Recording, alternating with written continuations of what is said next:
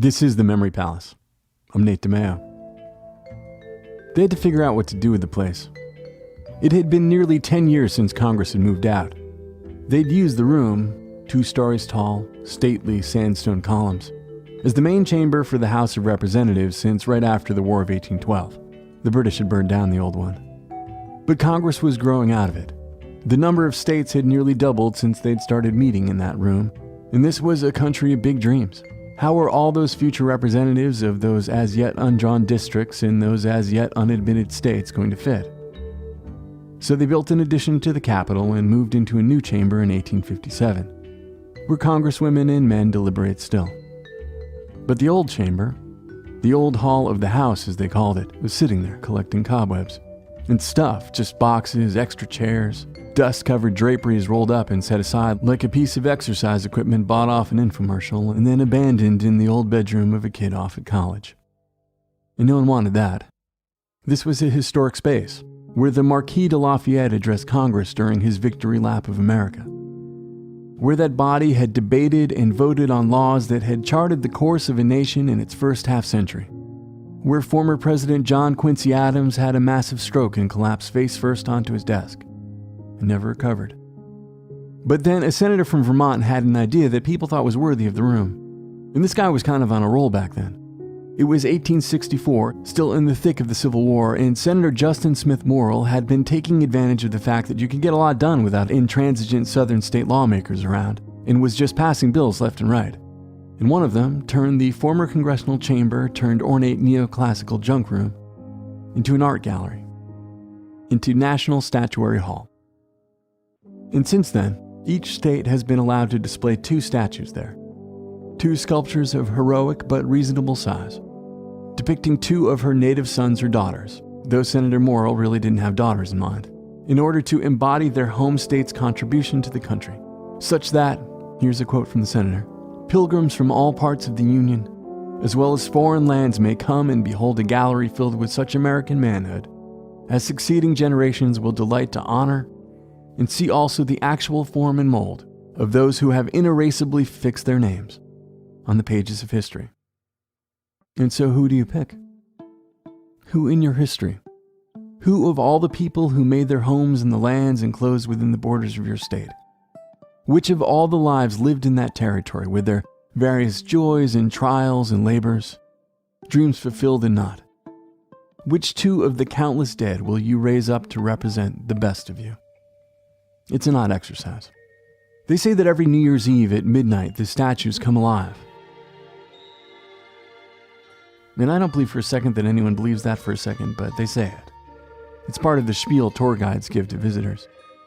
And let them, I guess. If they like the idea of the statues wandering around, marble feet heavy on marble tiles. It's a weird guest list. I mean, some of the honorees are exactly who you'd expect. George Washington is there on Virginia's behalf. Utah sent Brigham Young, Rhode Island sent Roger Williams.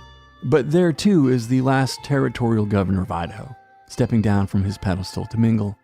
There is humorist Will Rogers of Oklahoma, I guess trying out a bit on some less sung signer of the Declaration of Independence. There are explorers and missionaries, there are senators and secretaries of this or that whose names wouldn't mean a thing to you, whose place in this hall is just about the only thing keeping those names inerasable.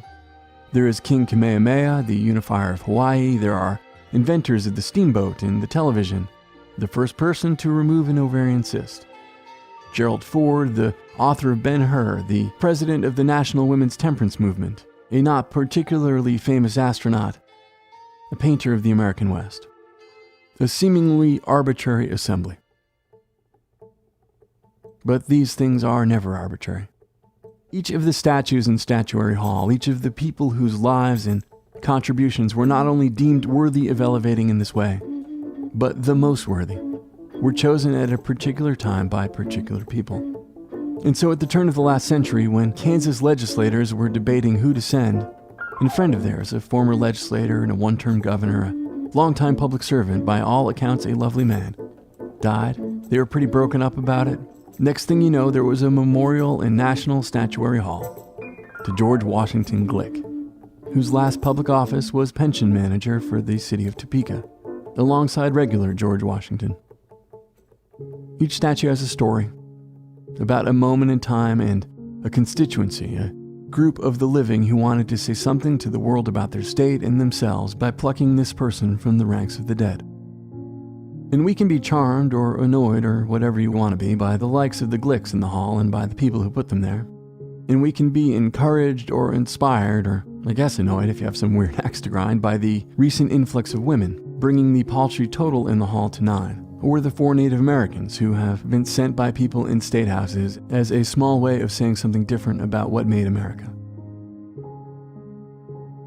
But we shouldn't pass through the hall, or let another New Year's Eve come and go, without noting that in the first 3 decades of the 20th century, as the Ku Klux Klan rose again to terrorize and murder men and women in the name of white supremacy, as more than 1,700 African Americans were lynched, as Jim Crow tightened his grip on the institutions of the South, those institutions sent their heroes to Washington. There was an article in the Washington Post, fall of 1929, headlined, "Capitol Seized by Rebel Forces," that points out that after they'd failed to take over Washington 65 years before, Statuary Hall was being taken over by Confederates. South Carolina sent a statue of John C. Calhoun, the intellectual architect of secession, and sent a Confederate lieutenant general, one of the state's biggest slaveholders who became governor and senator, thanks to the work of a paramilitary group who used violent intimidation to keep black voters from the polls. Alabama sent 2 generals. North Carolina sent its wartime governor, and then a post-war governor, a man who had encouraged and directed acts of terrorism against black communities, against people newly freed, a man who had orchestrated the violent overthrow of a democratically elected city government by ginning up a racist mob of 2,000 men who drove black officials out of town and burned down black businesses and homes and killed between 60 and 300 black people. He has a statue. Florida wanted in on all of this so bad, it sent a Confederate general who left the state at age 12 to go to boarding school and never came back, yet he was sent north as one of the 2 of the greatest Floridians. Mississippi sent Confederate President Jeff Davis. Georgia sent a Confederate colonel and sent Davis's vice president, a man whom the United States Senate wouldn't seat when he was elected after the Civil War, but who has stood in its capital since a day in 1929, when 2,000 people crowded Statuary Hall to sing his praises and sing songs of the Confederacy and of the glory days when a man could own another man, could sell off that man's children or wife for profit. And the old rebel yell rose up and echoed among the sandstone columns and the marble men.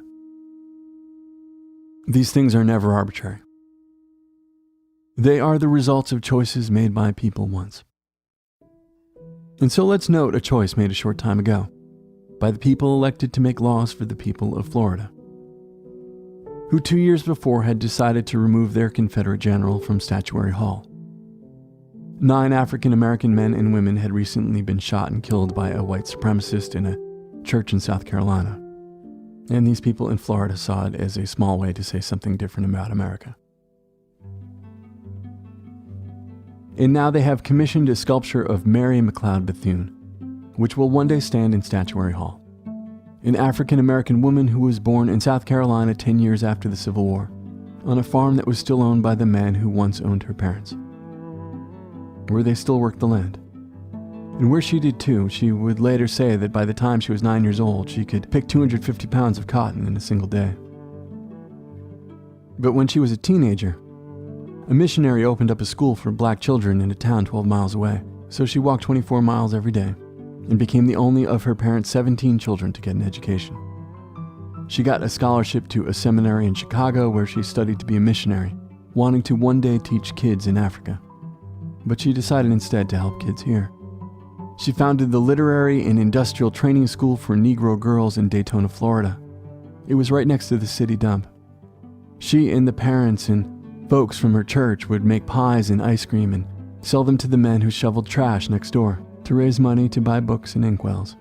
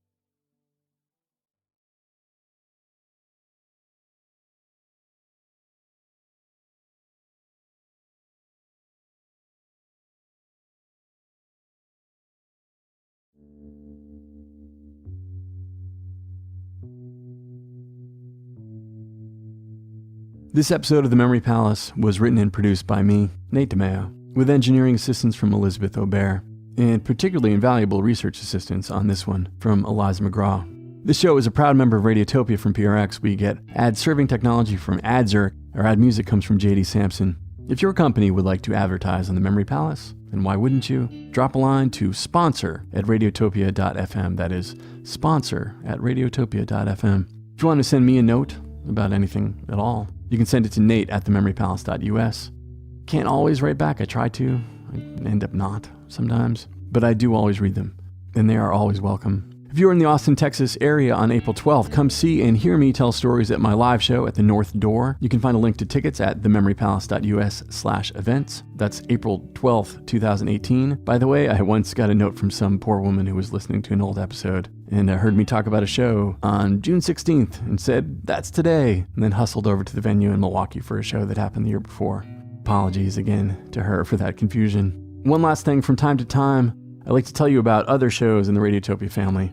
And this time, that show is Benjamin Walker's Theory of Everything. It is a smart and sometimes stunningly creative and insightful ongoing exploration of the big ideas that underpin the way we live now, particularly our relationship with technology. It's truly, and this isn't promo copy hyperbole, it is truly like nothing else out there. Ben's show has been mixing fact and fiction in challenging and thrilling ways for years and years now, and that has made it the perfect format for his new series, False Alarm, that's going deep into how we sort out and don't the real from the fake. Check it out and check out all of the Radiotopia podcasts at radiotopia.fm. Talk to you guys again.